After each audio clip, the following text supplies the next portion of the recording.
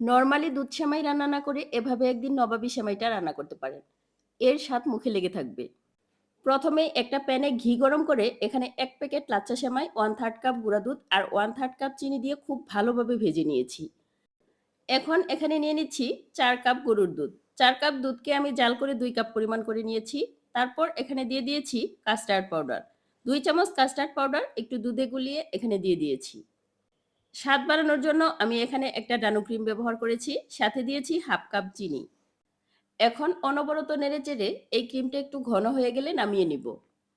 এখন একটা সার্ভিং ডিশে আমরা যে সেমাইটা ভেজে রেখেছিলাম তার অর্ধেকটা খুব ভালোভাবে স্প্রেড করে নিব। তারপর এখানে দিয়ে দিব সেই ঘন করে জাল করা ক্রিম।